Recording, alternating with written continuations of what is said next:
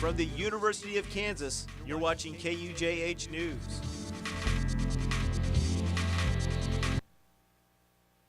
Joining us, I'm Mary Kate Baker. A man is now in stable condition after being stabbed multiple times Saturday night, according to Lawrence Police. Emergency responders found the 39-year-old man in his apartment complex on Haskell Avenue around 8 p.m., but they are not sure where the actual stabbing took place.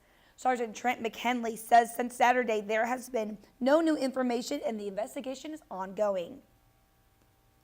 One homeowner is left shifting through the remains after a fire broke out earlier this morning. The fire happened in West Lawrence neighborhood around 1:45 a.m. Fire medical crews reported a garage fire that also affected areas of the roof. No injuries have been reported. Fire crew were out on the scene earlier today, but the initial cause of the house fire is still unknown. Well, getting kids to read can be difficult, but one teacher at Eudora Middle School has made it a whole lot easier. KUJH reporter Emma Hogue found out how. Reading first, writing second. It's as easy as riding a bike, or at least that's what 6th grader Sadie Walker thinks. Because at the same time you're reading, you're just getting a good workout in, so it's just a great way to multitask. And her mom, Katie, agrees. Because sometimes it's hard to get them to read at night, or you have to read this book, and a lot of times Sadie will come home and she'll already have her reading done because she'll stayed at the school and done it while she's here. Thanks to Eudora Middle School's new Read and Ride program, students can turn pages and pedals all at the same time. Kids are pumped to do it just because it's something different, something new. They get done and they're excited about having felt like they accomplished something. 44, 169. Studies show that performing moderate physical activity like riding a bike while reading not only improve physical health, but also can increase one's ability to recall information. It's recommended that children and adolescents get 60 minutes of physical activity every day. We know that most kids are not getting that. And so for us to find ways through the school day to help them get those minutes is excellent. It's huge. And although the bikes are stationary, that hasn't stopped students from traveling the globe. We've been tracking not only calories but miles. In the first week, we had actually traveled about 1,100 miles. Building healthier minds and bodies, one chapter, continent, and calorie at a time. Reporting in Eudora, Emma Hogue, KUJH News. So far, the students and staff have collectively burned more than 45,000 calories and traveled a total of 2,500 miles. Coming up on KUJH News, tensions between parties are running high in Washington following the death of Supreme Court Justice Antonin Scalia. How will the White House respond? And KU partners with NASA to take aerospace research to a brand new heights. Stay tuned. Well, you're wrong. I'm wrong. You're the one who misrepresented them. Represent the facts. Are you kidding? Your proposal is ridiculous. You have no right to call You are the worst example of politics. I stand for something. Flip-flop. I stand for something. Flip-flopper, flip-flopper. Your proposal is ludicrous. My proposal will go exactly the way I say it will. My dead body. I think somebody needs a timeout. That's the power of one.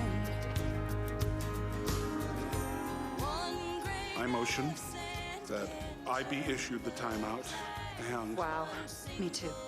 Yeah, for sure, you should get a timeout. I apologize. And I motion that I start showing more respect. Civility. Pass it on.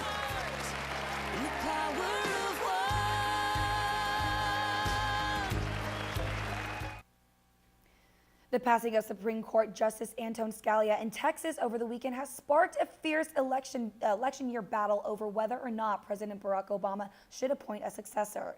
Within hours of the announcement that the conservative justice had died, Republican and Democratic leaders in Washington were feuding over who should choose Scalia's successor.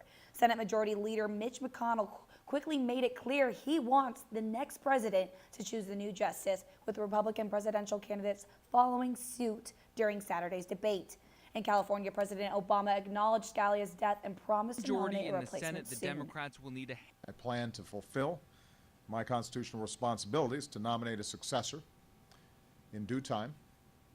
There will be plenty of time for me to do so and for the Senate to fulfill its responsibility to give that person a fair hearing and a timely vote.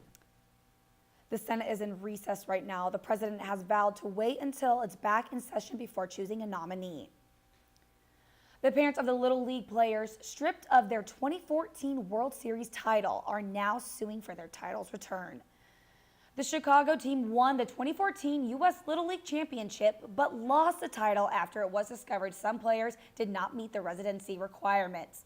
The team is now suing ESPN and Little League International. An attorney for the players' parents and coach Daryl Butler, James Karamanis, says the parents submitted the proper documents. Karamanis says he's now conceding the players didn't live within the boundaries, but that the map submitted was verified as legal during the regional tournament. The children knew nothing about this. The boundary maps were submitted. The eligibility documents were submitted to the JRW Inc., who submitted it to Little League, and then there were no problems with the children being within those boundaries until much later.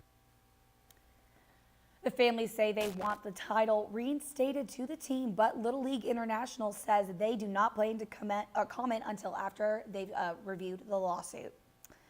Well, drone video is using more and more use in the film industry as well as the leisure industry. The price of the drones dropping, more and more students are able to purchase them. KUJH reporter Hank Cavanero shows us how the students aren't the only ones using the new drones. Drones are becoming more and more of a personal item. And for Ben Bradsky, he uses it for school projects as a film student. Favorite thing is really these wraparound shots that really show the beauty of an area, wrapping around a building, circling around a stadium at safe distance, always keeping in mind safety. The drone gives him opportunities for truly amazing shots. During the World Series celebration, I was actually able to fly over the parade there, which was once in a lifetime footage I was able to get. Great footage when the drone stays up in the air, that is. So personal drones like this one are great for KU students doing projects and other things, but what KU Aerospace got is a little bit bigger. Because that new drone is around 20 times bigger and from NASA. The Viking 400 is a very special gift for the university. Is there any other universities that have drones like this? This one in particular, no. These were a gift of 28 from the Navy. The other 27 are held at the NASA Ames Research Center. Researcher Dr. Emily Arnold will be fitting the drone with sensors to test ice sheets in Greenland. But Dr. Arnold will also be using it as a model for her class. So it's always nice, especially for our students, when they're doing these projects, that they actually have a real aircraft that they're working for, and especially now that they can see the real aircraft and know that it's a NASA UAV. I think that's really exciting for them. As for the current research, large manned aircraft are being used, but that's something she's wanting to change. What we would like to show and demonstrate is that there's a utility for using UAVs in these regions. There's a rule of 3Ds when it comes to UAS. You want to use them for missions that are dull, dirty, and dangerous. They say that it fits all three. However, the drone will not fly over the ice caps for at least 2 years while the equipment is being assembled. Reporting in Lawrence, Hank Cavanero, KUJH News. Dr. Arnold will be using the drone for students to make computer automated designs that one day NASA might use for redesigning purposes. Although flying drones in the winter may sound a little odd, today feels like the perfect day to do it. Shane Martin has the weather forecast for today and the rest of the week. Shane, can we expect any more warm weather? Yes, we can. As a matter of fact, it is going to get very warm compared to average. But first, if you felt your feet shaking on Saturday, you are not mistaken. Thousands of other people in Kansas also felt an earthquake that was about 100 miles northwest of Oklahoma. It was a 5.1 magnitude, and there was no injuries or damage reported with it, thankfully. But as for our weather here today, it's about 50 degrees outside, nice northwest wind. And as we move into tonight, there's about a 60% chance of rain. And then that chance diminishes as we go into tomorrow morning, where it's going to be partly cloudy, about 38 with a northwest wind. And those clouds will thicken up throughout the day, become 45 over noon, and 6, it's going to be about 44 on our way home. And as we look into our 3-day forecast, looking ahead, on Tuesday, the high will be 52. Wednesday looks to be the pick of the litter with 60 degrees and light winds. It's just going to be the best day of the week to go outside. And on Thursday, it's going to be 71 degrees and breezy with gusts up to 50 miles an hour. Back to you. Thanks so much, Shane. Okay, so it looks like all the Jayhawk sports teams were all over the map this weekend. Right, all kinds of conditions, but all the KU teams are back in Lawrence now after seeing all those crazy conditions over the weekend. We had Jayhawks in Oklahoma for basketball. Softball traveled to Florida.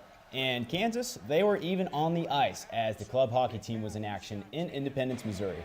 We'll have the latest in sports when we come back.